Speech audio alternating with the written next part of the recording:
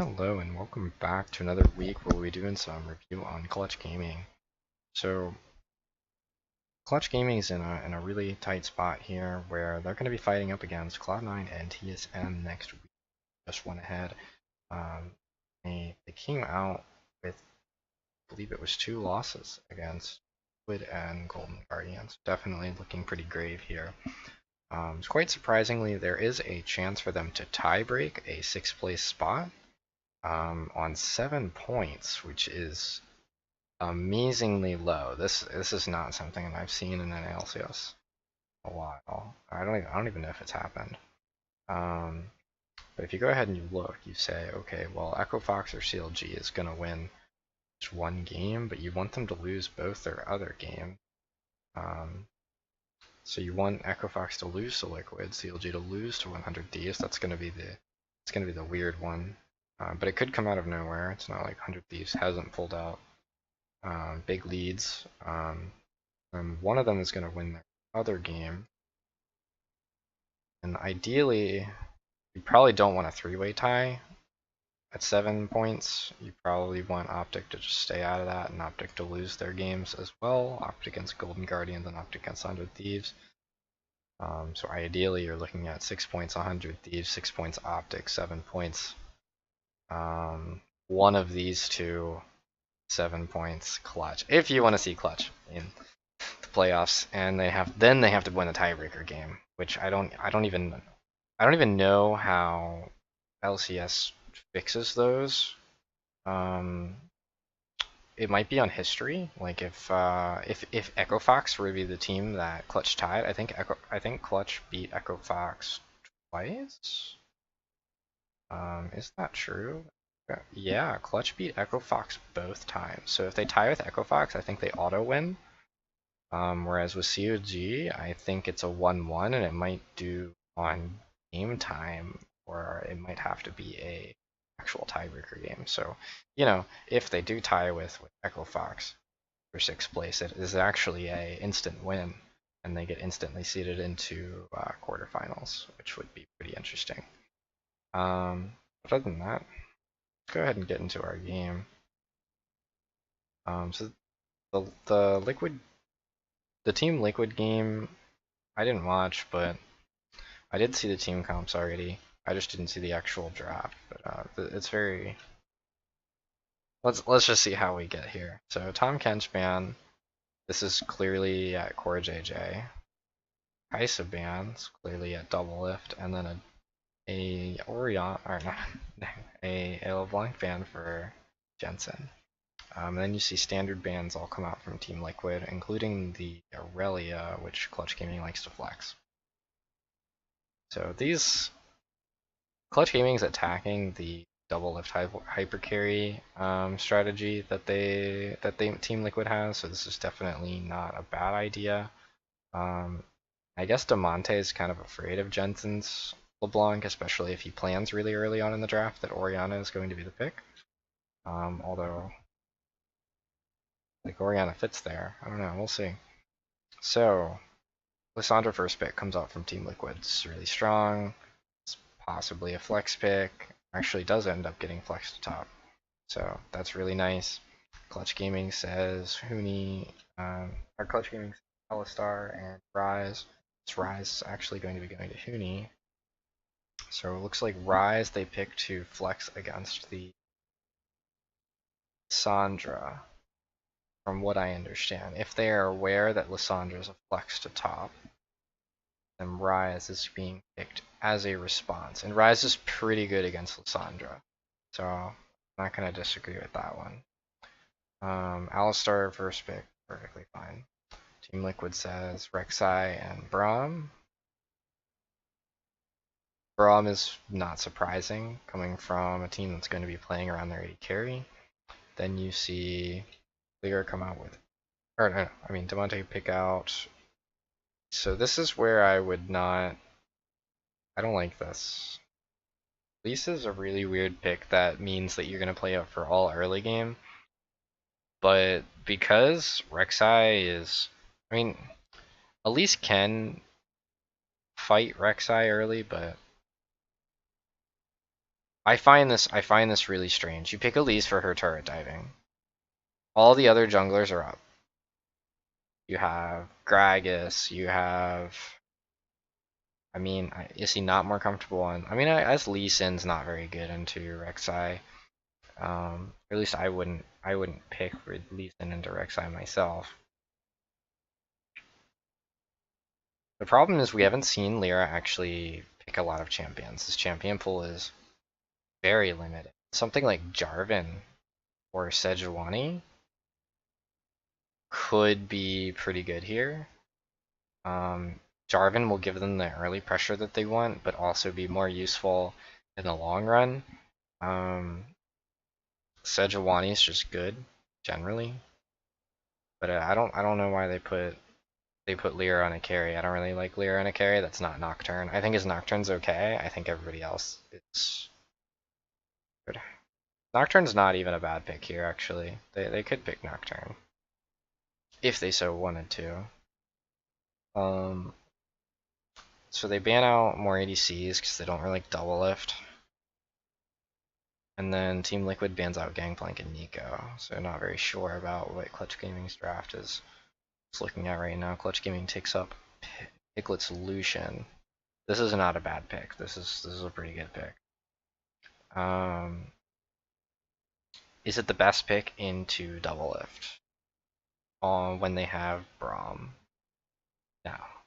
Not really the best pick into Braum. The best pick into Braum is probably Kalista, I think.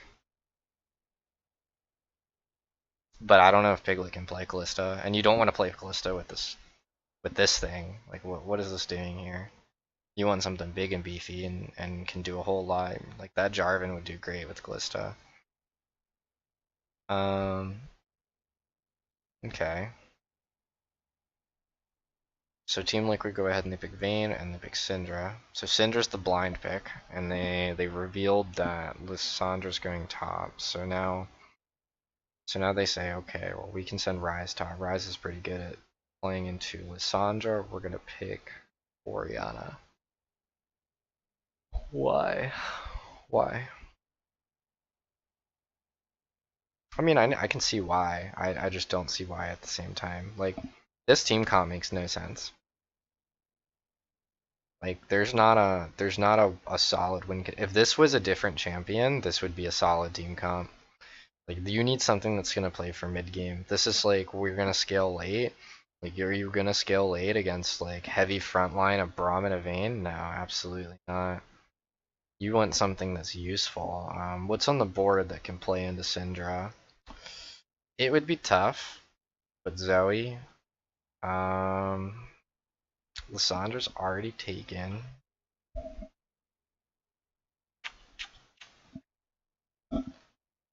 ADs are already taken. Zed would actually be a very interesting pick. Zed would be a really interesting pick. What else? Can't pick LeBlanc, which is pretty good in a Syndra sometimes. I suppose you could pick Ahri. Ahri's not really that good, but it does fit the team comp. In terms of fitting the team comp, the thing is, these four champions, what they play for and what this champion plays for are two completely different things. It doesn't make sense. Okay? So if Orianna was like better before she hit 3 items, I would be completely okay with this pick. Like, you could even put something like Vladimir in the game, and Vladimir at least at like 1 item, 2 item when Lucian's strong, when Ryze is still really strong. Like, Ryze is going to be 2, 3, 4 items super strong, and then his last item's really probably just going to be defensive. You want something early that can work with Elise. Orianna's not really going to work with Elise. So I find this strange. I guess Vladimir won't work with Elise, but we do like Damonte on farming picks, which is why I originally was like, okay, well, I see what they want, like putting Damonte on a farming pick, which he's not gonna have a lot of lane pressure, because he's more inexperienced. He just generally doesn't perform on those carries. Like, that's fine. but also just giving him something where he can actually be useful is a whole different thing. You can give him something where he farms and he's still useful. You could pick him Galio. If you're gonna just play with Alistar and Peace.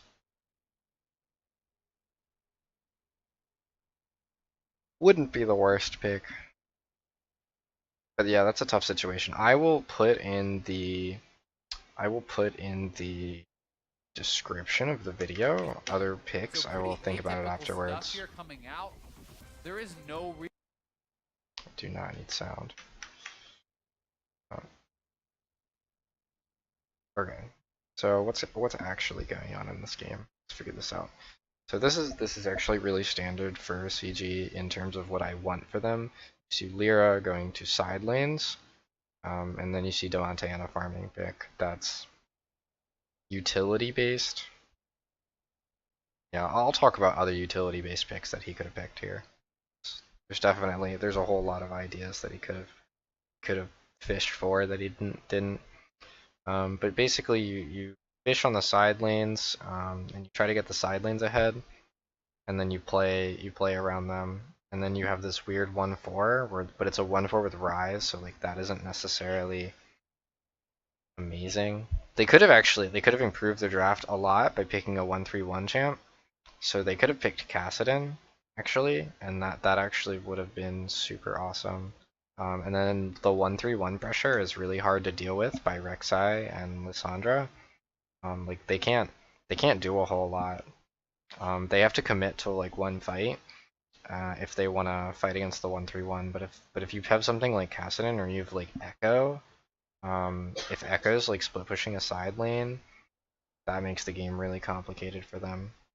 But then they still have this error where they have a whole lot of AP. But okay, that's the idea. Get side lanes ahead, play with utility mid, and then they have this 1-4 that they might be able to do something with. But the whole idea is getting ahead, which you don't really like to pick a whole lot of that when against a team that is clearly better than you. Usually want scaling, you want a lot of insurance. Saying like, okay, well, if we don't meet that, like, if we don't play like the best early game ever, then we can still rely on scaling. Lissandra, okay, so Lissandra has to get pushed in, because if she decides to push, it's actually really gankable. Lissandra can E away, but the EW on Rise actually prevents Lissandra from E away, and prevents her from taking it. So it makes her really killable by these two. So this lane's going to be pushing for CG. This lane's going to be pushing for CG just because it's against Braum. And then you see this is pushing. So we have that V map coming out on that CG that I say CG plays for. But that V map also means that they have to play around Rek'Sai. And Rek'Sai actually is going to win this 2v2 in top, I believe. At least early. He will not win the 3v3 in bot unless these guys make a big mistake. If they make a big mistake, then he can go ahead and win that 3v3 in bot.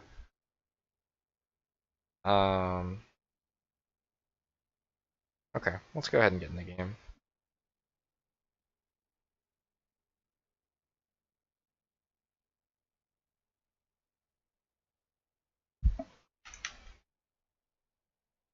Okay, so Elise starting red by herself, which means that she's probably going to be pathing towards bot, which I find strange, but that would be normal if you already are aware that Lissandra's probably going to play it and not push.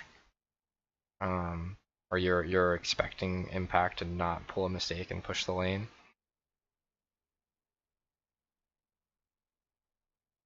Dante pushing his lane really hard, using Corrupting Potion to try and pull up. You see a lot of commitment from Team Liquid to try and get that that Scuttle Crab. It's really interesting. They don't want Lear to be ahead, but the problem is this is actually really big. I shouldn't just fly by this. Okay, look. So we've seen this pathing on a lot of junglers where they go to Golem second because it's actually a really high gold value early clear. And they go for a Scuttle Crab to heal. So the strange factor is that Lyra actually goes to Wolves and Blue, and he planned on getting the Scuttle Crab after Blue. But bot lane doesn't have all the priority that they want to have. Funny juke by Devontae. Bot lane does not have all the priority that they want to have in order for that, because they need level 2, level 3 before they're able to get like full priority in this lane. And Piglet's not allowed to spam super duper hard because he'll run out of mana really fast. He just wants to have the lane push. So Lyra actually gutted himself by taking this long pathing, because when he takes this long pathing, does he even get? He doesn't get level 3 of, because you don't get level 3 of 3 camps. You get level 3 off 4 camps. You used to get it off 3 camps.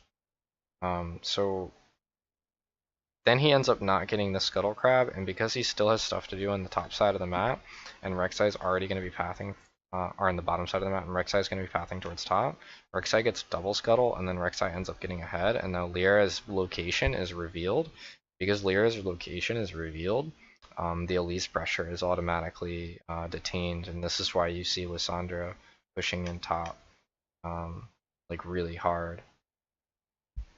Like as soon as Orianna is actually in the river here, they don't need to see Lyra to know that Lyra is on the bottom side of the map.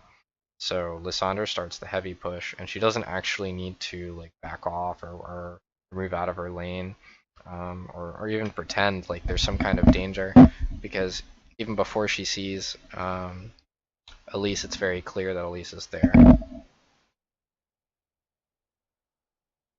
So Clutch goes for trading in the bottom lane. In this time period.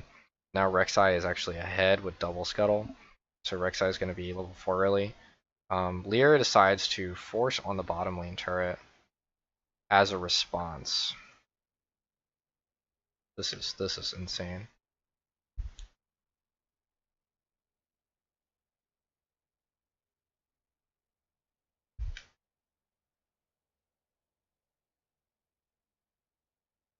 I'm actually really curious. I do not think Lyra passed through the ward here. I think he might have been out of ward range. But if he was seen,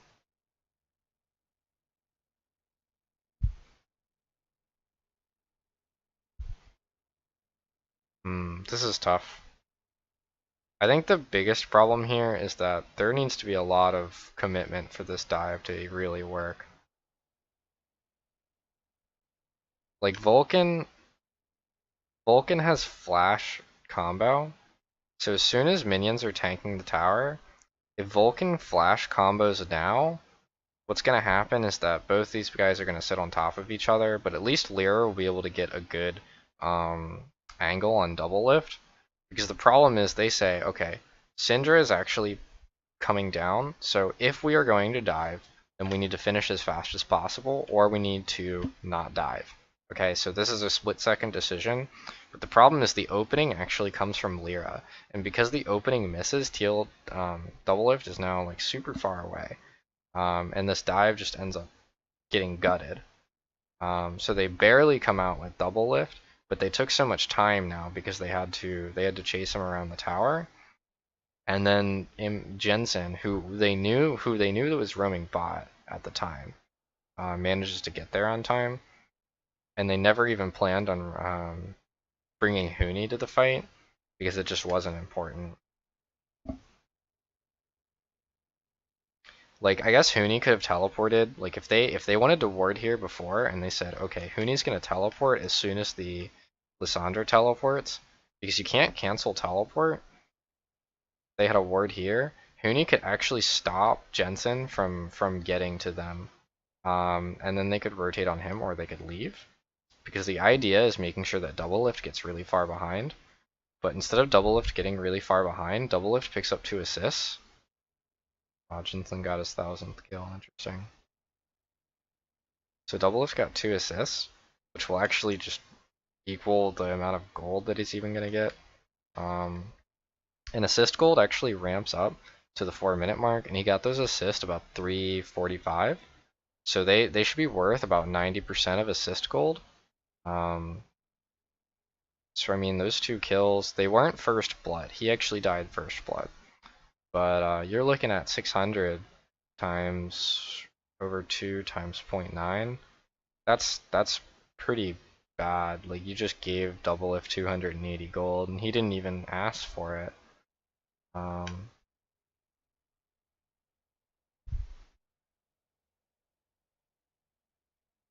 So this is really sad by CG. This is a decision that they weren't prepared to make. Was not very well thought ahead, and the execution was bad. Like, they needed to have backup plans. They needed to know like what the game could have done at that point. They knew Jensen was coming, but they needed to have the response.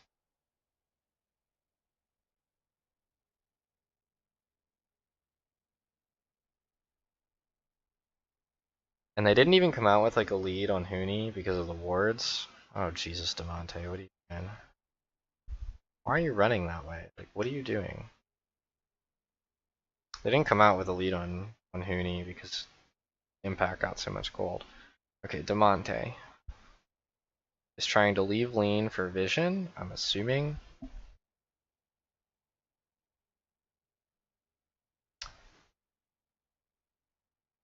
I understand why Demonte thinks this is safe. I just wouldn't think it's safe on Orianna when you don't have Flash. Like, you don't have Flash, you're not allowed to do anything. That I've played enough Orianna to understand, like, if you've lost your Flash, like, all of your liberty being a champion is revoked. You have nothing left. Okay. Lyra got the jump on Smithy, and then they're gonna try and force this dive. Okay. That was better.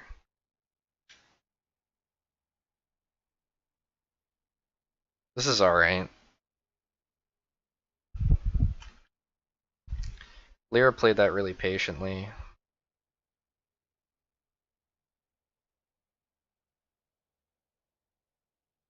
So this is the Elise game plan. You have to tower dive as much as possible. You don't always do it on the bot side of the map because it's a little harder.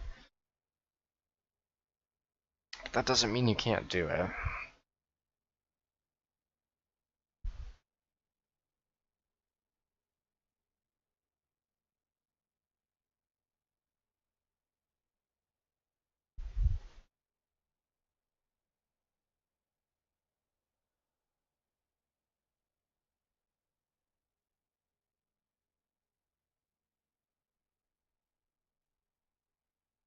Fire Dragon to TL.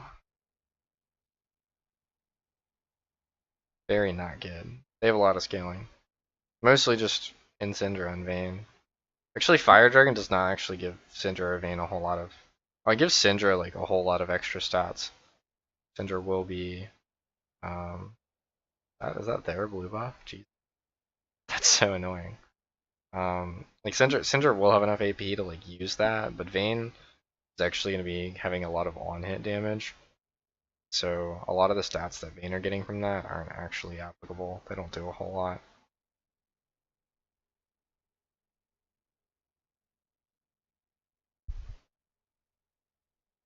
So Lyra's playing just for Piglet.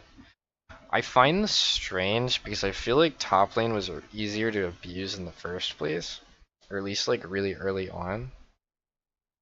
Like, now that Impact has a little bit of gold and levels, he's a lot harder to kill, and he did have Aftershock the whole time.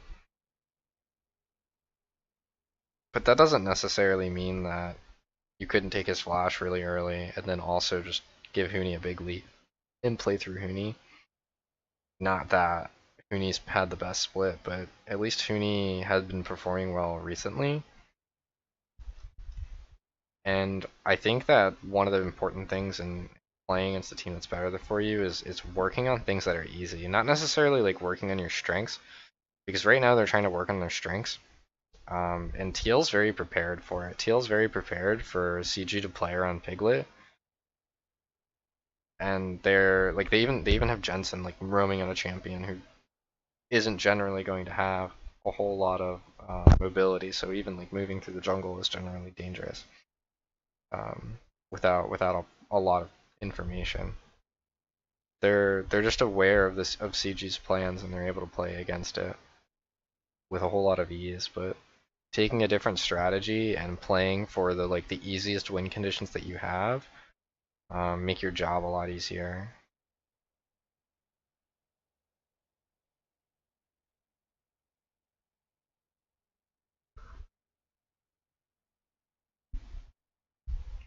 If you had actually given Piglet a decent lead, it might be different. But not a whole lot is going on that's productive for CG. They're actually now, they just dipped on the negative in terms of gold. There's gonna be a second neutral objective going for Liquid. Like this is the kind of time when CG just needs to take the next best thing and say, well, we know what they're playing for. Can I path in a way that I can get that Rift Herald for free? Could I have gotten that Rift Herald for free while they're taking a dragon? Do I even need to be on the bottom side of the map when they're taking dragon if we're not going to contest it? No, like all these things are not very applicable. Like CG's trying to play like hand to hand with TL, and that's just not the way it's going to work.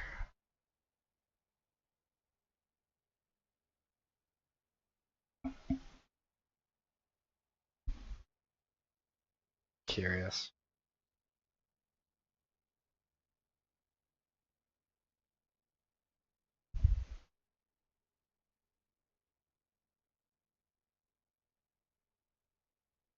I feel like Demonte would have learned by now.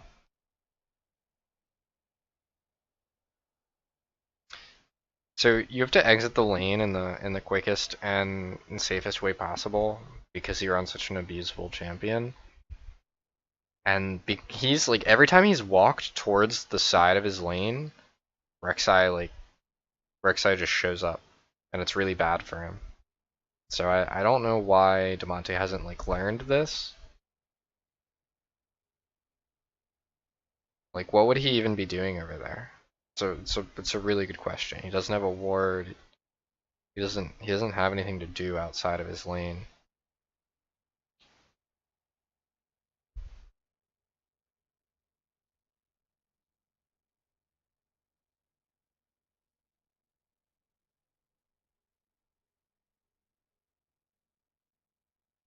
Clutch have lost all tempo in a comp where they need tempo. Like if you don't have tempo with Elise, Elise starts to become really useless. And now that TL has Rift Herald, TL gets to decide when laning phase ends. Just by spawning Rift Herald and having more than one person there. And they'll probably plan for it. They'll probably use Rift Herald on the next dragon. Well, okay, they'll either force the end of laning phase before next dragon because it's actually useful for them now that Elise is not going to be very useful unless CG can make a very quick play here, or they'll use it to distract CG in order to gain a second free fire dragon.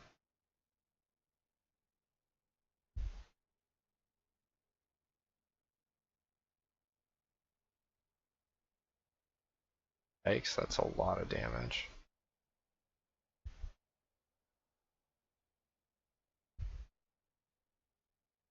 Yeah, they can't even really force anything 3v2 on the double lifting. It's really hard.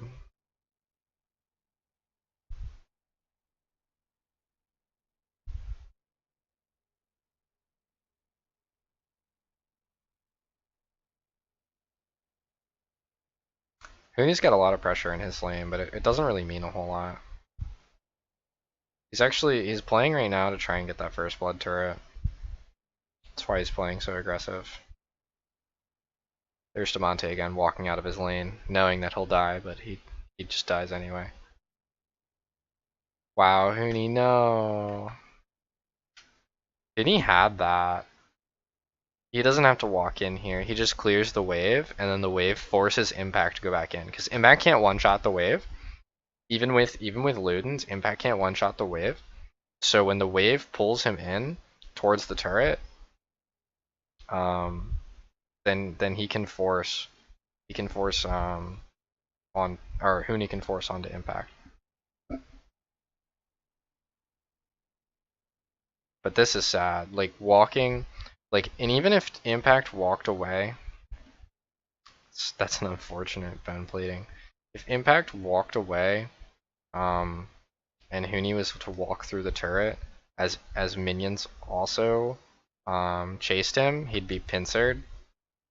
And all Huni has to do is say, well, if I have space to walk back and forth, if I have a zone in which I can play in, even if I have like equivalent HP, as long as I know what your resources are, he doesn't have flash, then he can win. I'm not really sure if he can just walk straight through the turret, but like that would be useful if he could. I don't know. If he can clear the wave and walk through the turret with his shield, he might be able to get through right here. But I don't know if that's necessary. Like, yeah, he just clears the wave, and then Impact gets pushed in. It was really irresponsible. He was really being greedy there. Alright, yeah. CG pretty much have lost this game. There is no coming back. They just lost all of 3 of their outer turrets at the same exact time. A gold lead of maybe 1,000 shot up to 4,000. Demonte has made the same mistake several times in the same game, and CG just looks like a mess. Like their comp is awkward. They have triple AP. They have a late game champion and a bunch of other like mid early game champions. So it just looks really awkward. They don't have any win conditions at this point. Because the only win conditions they had, they fucked up or they ignored. And Huni was actually like doing really well in the side lane, even though Lissandra started off with a lead. And they didn't help Huni at all, even though it was pretty easy to help Huni. So I'm really sad to watch this game because it feels so bad. I've seen Clutch a lot better. And I know Clutch can perform a lot better. Even against Team Liquid.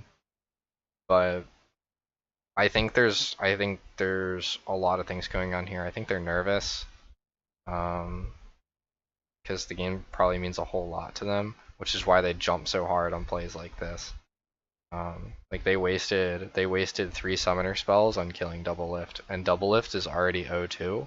He doesn't have any bounty, or maybe like did he have a 450 bounty? No, he didn't have any bounty. Like if you did that to Syndra and you get an 800 bounty, like completely different. Wasting 3 summoner spells on Syndra, not bad. Wasting 3 summoner spells on O2 Vayne, like, what is that getting you? It might be getting you like 250 gold, but like netting that amount of gold for all the resources you spent is just so not useful. Yeah, this game will end extremely quickly, from what I understand, unless TL just like doesn't want to end really quick.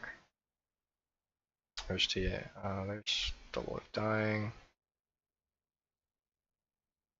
TL can pretty much end this game as fast as they want to. Because this tower in the bot will be taken by Lissandra. Now that Lissandra is like actually really far ahead, and Uni has a Rabadon's. I did not know that was. I don't think that's the second rise item. What a flank.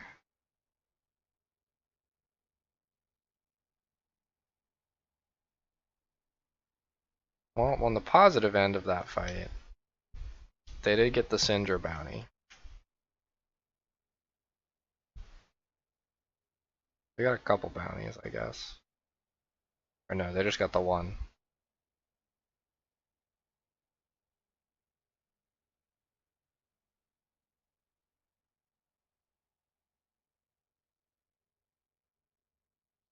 I don't really need to see that. It's not. This actually does not change the game in really any way. Like, they got the bounty on Syndra, which is 800.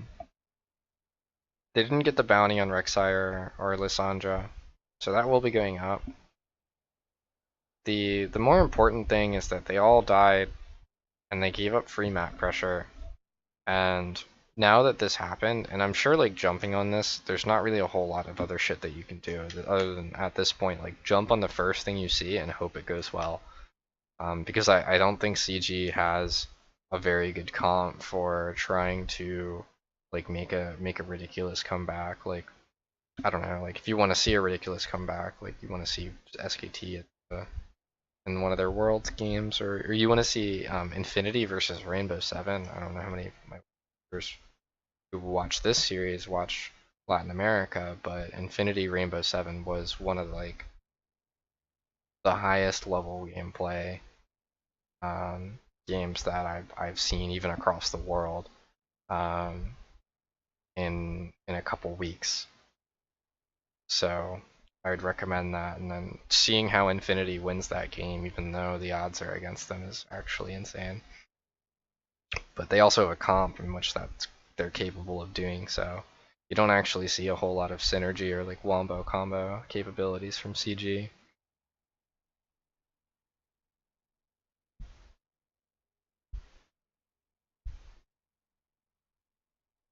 What is Teal doing? That made no sense. Okay, so Teal's inting. Check this out. They're on Baron. They're even forcing off Baron. Um, they're like they control this entire zone. Ryze's teleport, but like he's not gonna teleport in anywhere that's actually an issue for TL, because it's not possible for it to be an issue when they can just one shot him in most cases. But they force really hard on this. Like how long can Lissandra really just sit here? What is this, 1.5 seconds? Like Doublelift's nowhere near in the fight. Core JJ is not in the fight. Like, do you expect them to like flash over this wall and like get in the fight, and you're trying to all in and you're trying to get the end of the game like right now?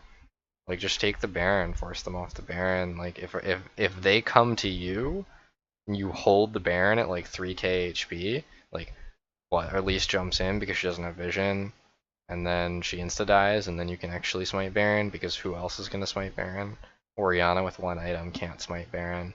She might do like 400 or 500 damage to the current 750, 790 damage smite. Very strange. Very, very strange from TL. Probably just got excited. Okay, here's a fight where they're actually all together.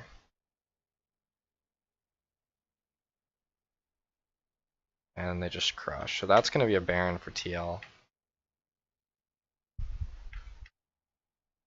So TL has a couple things going for them right now. TL doesn't have the teleport on Lissandra, so they might not actually push in the bottom, but if they control this bush right here, and they control this bush, then they can force the inner top tower. And if they control this bush, then they can do a 4-1 siege pretty easily. And the 4-1 siege actually has the pressure point focused here. So they get a ward here, and they focus pressure on both lanes in these zones. And it doesn't really matter what's happening in the third lane, because they're so far ahead and they can easily fight, that it forces CG into this position where they can't do anything. Wow, that was a fast tower. Hold on. CG was not actually ready to defend this tower, and they got taken in like the length of 5 seconds. Alright, so CG doesn't even have that tower now. They'll probably continue with the same strategy if anyone ever pushed out top. They have impact on it.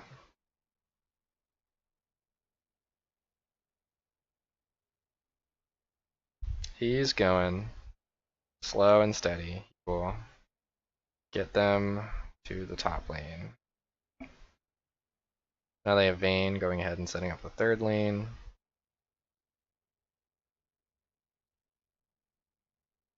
Triple lane pressure, rotating on top. Impact played that horribly.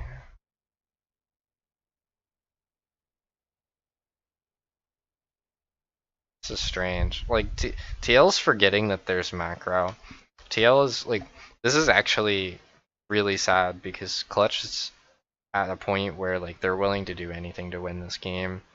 And TL's, like, playing with their food. There's nothing that Clutch can do to win this game unless TL keeps doing shit like this where they lose a whole lot of resources for, like, actually no reason. So like looking at this play from the outside, I see Rek'Sai going top, and I see TL Impact go ahead and say, okay, I'm gonna lose 80% of my HP getting Rise comboed because I'm gonna dive Rise. Rise is gonna take 0 damage, and then he's gonna try and get out, and Rek'Sai says, okay, it was a bad idea. They even get this tower?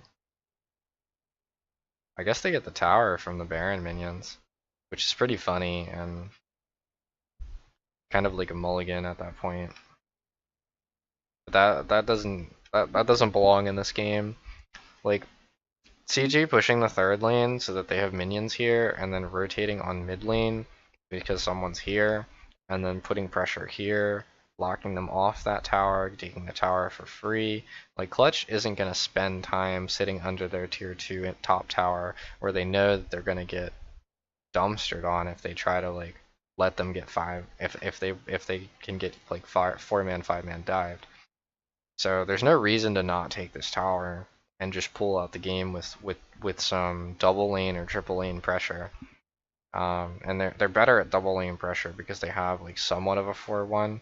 Lissandra's okay by herself in the side lane. You can't really put Jensen in the side lane on Syndra. You could put Double Lift in the side lane, but probably not when he doesn't have flash. So I don't know. TL's playing with their food. This is pretty sad.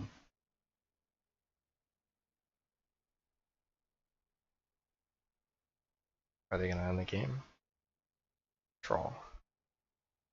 I'm actually just not sure. And this is something that I see from TL a lot. Like they'll be at a point in which they've already won the game and then they'll just stop playing.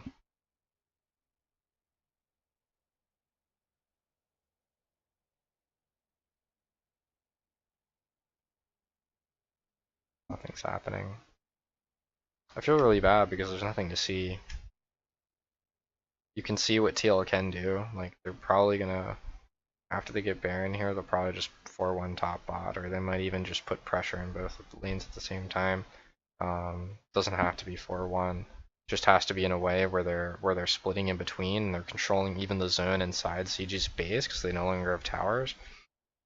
And they might have Lissandra sit on top at the same time. CG tries to make a Hail Mary play, stop TL from Baroning. Does absolutely nothing because they don't have any tools. I wish I could see items right now. There we go. So 40 minutes in the game, Monte just got his 4th item. A little bit behind schedule.